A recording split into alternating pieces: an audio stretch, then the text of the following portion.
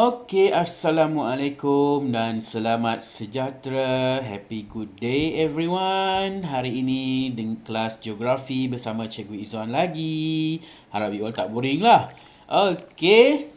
Hari ini geografi tingkatan 3 kita akan lihat bab yang ke-9 iaitu sumber semula jadi utama dan kerjasama ekonomi dunia. Okey, so dalam bab ini kita melihat beberapa jenis sumber semula jadi yang ada dan bagaimana kerjasama-kerjasama yang dijalinkan oleh negara-negara di dunia dari segi ekonomi. Tak bersedia? Let's go! Baiklah, topik yang pertama kita akan tengok hari ini ialah taburan sumber semula jadi utama di dunia, iaitu di manakah lokasi atau kedudukan sumber-sumber semula jadi yang ada di seluruh dunia. Okey, sebelum itu kita lihat dahulu sumber tenaga utama di dunia yang dibahagikan kepada tenaga bahan bakar, iaitu petroleum, gas asli dan arang batu. Dan sumber tenaga alternatif iaitu ombak, angin, geoterma, air dan suria serta biomas. Okey, ini ialah taburan lokasi sumber utama dunia. Kita lihat dahulu di Amerika Syarikat terdapat petroleum yang dilombong di kawasan daratan, ya. Berbeza dengan negara Malaysia. Bahagian di negara Perancis terdapat sumber tenaga ombak, tenaga angin. Di negara Belanda, di Iceland ada tenaga geoterma. Di Arab Saudi juga ada petroleum. Di India ada tenaga biomas. Di China ada tenaga air. Di Jepun ada tenaga suria.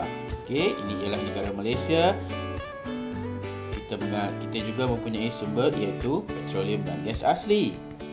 Baik. Inilah sumber petroleum yang terdapat di Arab Saudi. Banyak digali di kawasan gurun di dasar bawah tanah yang mempunyai kandungan petroleum yang sangat tinggi dan banyak. Dia juga sumber asli dan petroleum di Amerika Syarikat. Banyak gas asli yang dilombong di Amerika Syarikat digunakan dalam perindustrian dan juga untuk kegunaan domestik seperti memasak dan juga untuk pengangkutan. Tenaga arang batu, sumber semula jadi arang batu juga terdapat di Rusia yang dilombong di sebahagian kawasan di negara Rusia. Manakala tenaga geoterma terdapat di negara Iceland. Okey, yang menggunakan tenaga daripada bawah tanah. Apa dia geoterma? Kita akan tengok sebentar lagi. Di negara Belanda juga terdapat banyak kawasan lapang yang luas dan tiupan angin yang banyak. Jadi, kicir angin dibina untuk menggunakan sumber semula jadi tersebut bagi menjana kuasa elektrik. Manakala tenaga ombak di Perancis digunakan juga untuk menjana kuasa elektrik. Dan juga jumlah tenaga suria dan cahaya matahari yang banyak di Jepun membolehkan teknologi tenaga suria ataupun solar dijalankan di negara Jepun. Manakala tenaga air digunakan dengan sebagai sumber semula jadi di negara China. Manakala tenaga biomas banyak dijalankan di negara India. Okey, topik yang kedua, apakah krisis ataupun isu sumber semula jadi di dunia? Baik, eksploitasi dan penerokaan sumber secara berterusan dan tidak terancang mengakibatkan kuantiti sumber semula jadi di dunia semakin berkurangan. Apabila ia tidak dikawal, tidak dirancang dengan betul, setiap sumber semula jadi utama di dunia ini pasti akan cepat habis dan akan pastinya memberi masalah pada generasi akan datang. Keadaan ini mewujudkan pelbagai krisis sumber semula jadi dari aspek ekonomi, politik, masyarakat dan sudah tentunya yang lebih kesan terhadap alam sekitar. Ini adalah beberapa topik yang menjadi perbincangan bila kita membicarakan tentang krisis sumber semula jadi di dunia, especially kesan kepada ekonomi, politik, masyarakat dan alam sekitar. Dari segi ekonomi, pendapatan negara, ekspor dan import pasti tidak akan menentu. Kekurangan sumber dan kenaikan harga komoditi, kenaikan harga sumber seperti petroleum dan gas asli dalam pasaran dunia juga memainkan peranan. Bayangkan jika sumber semakin berkurangan, pastinya permintaan melebihi daripada penawaran ataupun pengeluaran sumber itu sendiri. Dan hal ini menyebabkan harga terhadap sumber semula jadi itu semakin meningkat. Peningkatan kos sara hidup disebabkan oleh nilai mata wang menurun. Pendapatan negara akan merosot dan kuasa beli yang lemah pastinya akan meruntuhkan atau memberi kesan yang sangat kuat terhadap ekonomi sesebuah negara. Dari segi politik, sudah tentu perebutan kawasan yang mempunyai sumber semula jadi yang banyak dan kaya antara beberapa buah negara sehingga boleh menyebabkan kepada konflik wilayah. Bayangkan jika sesebuah negara yang mempunyai kuasa yang besar dari segi wang, dari segi ekonomi, dari segi ketenteraan dan mereka saling berebut sesuatu kawasan yang mempunyai sumber yang banyak. Jadi sudah tentulah akan menimbulkan konflik sehingga boleh menyebabkan kepada peperangan. Tekanan politik atas negara-negara pengeluar sumber juga menjadi satu kesan terhadap ekonomi dan politik. Bayangkan sesebuah negara dikuasai oleh satu negara yang lebih besar dan pastinya dia akan menyebabkan tekanan terhadap negara yang mengeluarkan sumber berkenaan. Berlaku konflik politik dalam sesebuah negara ekoran timbulnya pelbagai krisis ekonomi itu sudah semestinya. Kesan terhadap isu dalam krisis masyarakat pula akan meningkatkan kadar kemiskinan kerana pastinya harga sumber bahan yang meningkat atau harganya semakin mahal. Kemudian peningkatan kadar kebuluran disebabkan kekurangan ataupun kelemahan sumber ekonomi, tidak mampu untuk mendapatkan sumber tersebut dan seterusnya mewujudkan pelbagai masalah sosial dalam masyarakat seperti kekurangan nutrisi, kebuluran sehingga boleh menyebabkan kematian, kecurian, peningkatan kadar jenayah dan sebagainya. Kesan terhadap alam sekitar pula, pastinya kualiti alam sekitar akan merosot. Berlaku ketidakseimbangan alam sekitar dan ekosistem. Bayangkan jika terus digunakan, diambil, diteroka dan tidak ada alternatif untuk mengganti terhadap sumber berkenaan, pastinya ketidakseimbangan ekosistem akan berlaku. Sumber semula jadi juga semakin berkurangan dan kemusnahan pelbagai flora dan fauna. Apabila kita mengambil daripada alam sekitar, kita harus memulangkannya semula atau memperbaikinya semula. Jika kita terus mengambil dan tidak memberi semula, tidak memperbaiki semula, tidak memulihkan semula, ketidakseimbangan akan berlaku dan pastinya flora dan fauna yang mengalami kesan tersebut. Kita lihat kepada topik yang ketiga, iaitu topik kerjasama ekonomi antarabangsa.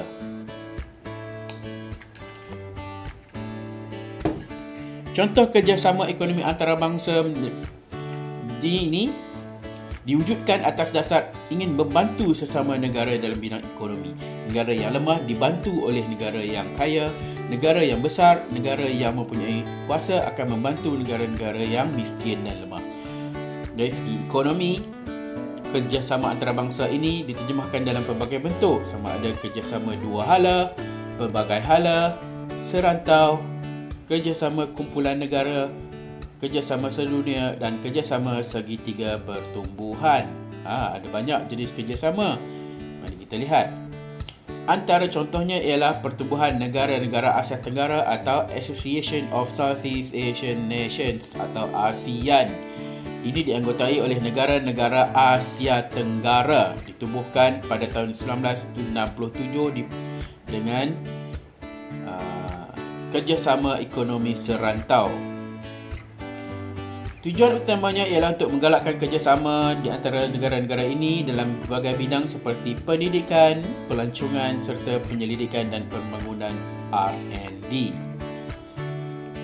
Ini contoh kerjasama segitiga, iaitu kerjasama IMSGT, iaitu Indonesia, Malaysia dan Singapura, yang ditubuhkan pada 1992. Kerjasama ini meliputi kawasan-kawasan di Indonesia iaitu Kalimantan Barat, Riau dan Sumatera Selatan. Manakala di Malaysia, di bahagian Johor, Pahang, Melaka Negeri Sembilan dan juga Singapura. Tujuan segitiga ini ditubuhkan untuk menggalakkan kerjasama dalam bidang ekonomi seperti pelaburan, perdagangan, perindustrian, pertanian, perikanan dan pelancongan. Kita ambil satu contoh yang mudah. Negara Indonesia tidak mempunyai banyak kawasan ekonomi sebab pertanian. Jadi, dengan kerjasama dengan Malaysia dan Indonesia, mereka memperoleh pelbagai sumber pertanian seperti sayur-sayuran, sumber protein dari peternakan dan sebagainya. Dan Singapura pula mengeksport atau memberi kerjasama dalam pelbagai bidang yang lain seperti pelancongan. Jadi rakyat Singapura digalakkan banyak melancong ke negara Malaysia dan Indonesia. Jadi itu kita panggil win-win situation. Kerjasama segitiga yang lain seperti Indonesia, Malaysia dan Thailand yang ditubuhkan pada 1994 dianggotai oleh ataupun meliputi wilayah-wilayah seperti Semenanjung Malaysia, di Perlis, Kedah, Negeri Sembilan, Kelantan, Perak, Melaka, Selangor dan Pulau Pinang, dan 14 wilayah di sebahagian selatan Thailand. Dengan fokus utama pertubuhan ini ialah dalam bidang pertanian, industri asas tani, pelancongan, produk halal dan industri perkhidmatan. Contoh lain ialah Pertubuhan Kesatuan Eropah ataupun EU, European Union. Dia dianggotai oleh komuniti, sebahagian besar komuniti negara-negara Eropah yang dikenali sebagai Kesatuan Eropah, ditubuhkan pada 1958. Dianggotai oleh negara-negara seperti Austria, Belgium, Bulgaria, Hungary, Ireland, Italy, Portugal, Romania dan sebagainya. Antara tumpuan utama Kesatuan Eropah ialah perniagaan dan perdagangan bebas antara negara-negara tersebut tanpa ada had kuantiti import dan ekspor. Manakala Pertubuhan Ekonomi Negara-Negara Asia Pasifik ditubuhkan untuk kerjasama ekonomi negara-negara di bahagian Asia Pasifik. Jadi ditubuhkan pada 1989 dengan keanggotaan negara dari negara China, Amerika Syarikat, Vietnam, Jepun, Filipina, Singapura, Kanada, Hong Kong, Malaysia, Papua New Guinea dan sebagainya. Dalam pertubuhan APEC ini, tumpuannya ialah untuk menggalakkan perdagangan bebas ataupun free trade dan pelaburan dalam negara anggota. Jadi, mungkin pelabur-pelabur Malaysia akan pergi melabur ke Brunei, China, Australia. Pelabur-pelabur dari Amerika Syarikat akan melabur ke Kanada, Thailand, Singapura. Pelabur-pelabur dari Jepun, dari China juga akan melabur di negara-negara dalam ekonomi negara-negara Asia Pasifik. Kita pergi kepada peringkat yang lebih global, iaitu Pertubuhan Perdagangan Dunia ataupun World Trade Organization WTO yang ditubuhkan pada 1995 yang melibatkan sebahagian besar negara di dunia, iaitu 164 buah negara. Ia akan mengendalikan sistem perdagangan global, bertindak sebagai forum rundingan terhadap perjanjian perdagangan, menyelesaikan pertikaian perdagangan antara negara-negara serta menyokong keperluan negara-negara yang sedang membangun. Contoh kerjasama ekonomi antara Malaysia dengan negara lain yang berkaitan dengan sumber semula jadi. Jadi, kita lihat dalam bentuk ekspor dan import. Malaysia menjadi pengeksport atau penjual utama sumber semula jadi kepada beberapa buah negara yang menjadi rakan dagangan. Ini antara bahan mentah yang ada di Malaysia, iaitu petroleum. Kita menjual atau mengeksport petroleum kita ke negara-negara seperti Australia, India, Thailand, Singapura, Indonesia dan lain-lain. Kenapa mereka atau negara-negara luar membeli atau mengimport petroleum dari Malaysia? Ya, sudah tentu kerana petroleum kita yang sangat berkualiti. Manakala ekspor kayu balak Malaysia juga dijual di negara-negara seperti India, Indonesia, Vietnam, Jepun dan China. Permintaan terhadap kayu-kayu yang keras dan bernilai tinggi untuk sektor pembinaan terutamanya menyebabkan Malaysia mengekspor banyak kayu balak ke luar negara. Manakala dari segi import pula, lebih bersifat dua hala yang membolehkan Malaysia mengimport ataupun membeli sumber semula jadi dari negara luar yang menjadi rakang dagang Malaysia. Dah sebut rakang pula kan, macam orang Terengganu. Okey, Malaysia juga mengimport petroleum mentah dari negara luar seperti Arab Saudi, Rusia, Emirat Arab Bersatu, Qatar dan Venezuela serta lain-lain negara. Malaysia juga mengimport arang batu dari negara-negara seperti Indonesia, Australia, Rusia, Afrika Selatan dan Switzerland. Baik, topik yang terakhir iaitu kepentingan kerjasama ekonomi. Okey, untuk topik ini Cikgu Izzuan akan bagi awak sedikit tugasan yang sangat mudah. Okey, sebelum itu kita tengok dahulu kepentingan kerjasama ekonomi antarabangsa. Kerjasama ekonomi antarabangsa menjadi pemangkin kepada pembentukan hubungan perdagangan antara negara dan menjadi penggerak kemajuan ekonomi sesebuah negara. Sudah semestinya, jalinan hubungan ekonomi antarabangsa wajar diperkasa bagi menjamin kesinambungan ekonomi dan pembangunan negara selain daripada memenuhi keperluan masyarakat. Sudah semestinya lah Malaysia mesti menjalinkan kerjasama dengan negara luar untuk menjamin bekalan bahan mentah, kestabilan ekonomi dan sebagainya. Baik, ini antara kepentingan-kepentingan kerjasama ekonomi antarabangsa. Contohnya seperti bila kita menjalinkan hubungan dan kerjasama negara dengan negara-negara luar, kita boleh mendapatkan bekalan buruh asing, bahan mentah, meningkatkan pelaburan, menggalakkan pemindahan teknologi, membentuk hubungan perdagangan dan meluaskan pasaran. Okey, jadi tugasan sangat mudah. Pilih satu kepentingan kerjasama ekonomi antarabangsa yang dipaparkan, kemudian huraikan secara ringkas tentang kepentingan tersebut. Ingat, pilih satu sahaja. Buat research dahulu, dapatkan maklumat dahulu sebelum melakukan tugasan ini. Okey, Cikgu Izzuan saja rasa sampai di sini sahaja pembelajaran kita untuk hari ini. Cikgu Izzuan harap dengan penerangan ini sedikit sebanyak dapat menambah ilmu pengetahuan dan maklumat terbaru tentang topik pembelajaran kita hari ini. Terima kasih atas perhatian semua. Jangan lupa, jika ada masalah, jika ada pertanyaan, boleh hubungi cikgu, boleh Jangan lupa subscribe, like dan komen untuk video-video dan info yang seterusnya. Sekian, terima kasih. Assalamualaikum. Goodbye.